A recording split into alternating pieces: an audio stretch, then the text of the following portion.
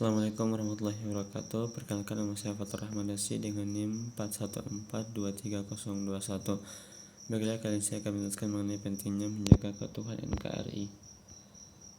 Negara Kesatuan Republik Indonesia atau NKRI juga dikenal dengan nama Nusantara, yang artinya negara kepulauan. Wilayah NKRI meliputi kepulauan yang terbentang dari Sabang sampai dengan Merauke.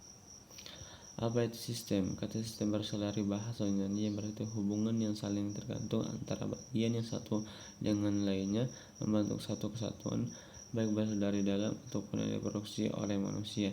Sistem juga bisa berarti tatanan, metode, kebiasaan ataupun prinsip untuk mencapai tujuan sistem. Sistem-sistem tersebut saling bersama-sama berhubungan.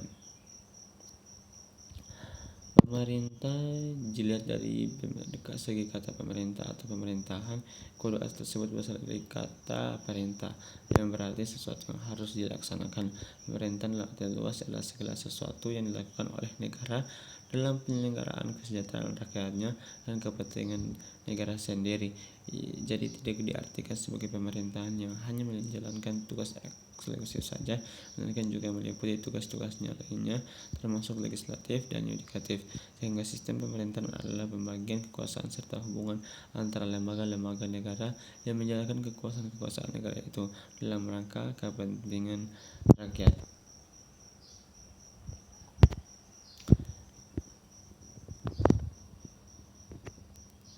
Sistem pemerintahan dalam perspektif ilmu ketatanegaraan umum.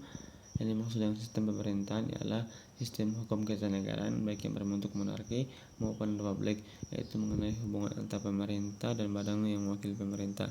Ditambahkan oleh Mahfud MD, sistem pemerintahan dipahami sebagai sebuah sistem hubungan tata kerja antara lembaga-lembaga negara.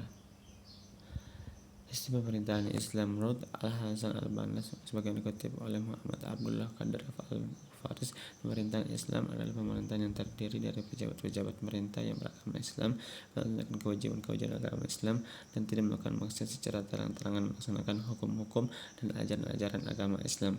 Sistem pemerintahan yang pernah dikembangkan dalam Islam sangat terkait dengan kondisi kontekstual yang dialami oleh masing-masing umat. Prinsip politik dalam Islam. Prinsip dasar politik Islam yang pertama musyawarah, yang kedua keadilan, yang ketiga kebebasan, yang keempat persamaan, yang kelima berkot tali silaturahmi, yang keenam kedaulatan tertinggi hanya milik Allah Subhanahu wa taala. Kesimpulannya, sistem pemerintahan di Indonesia sangat mencakup bahwa Indonesia menerapkan sistem demokratis sebagai unsur-unsur republik. Politik di Indonesia melibatkan berbagai pihak dan dinamika dengan partai politik, pemilu, dan aspek kebijakan publik. Dalam perspektif Islam, pandangan terhadap sistem pemerintahan juga beragam.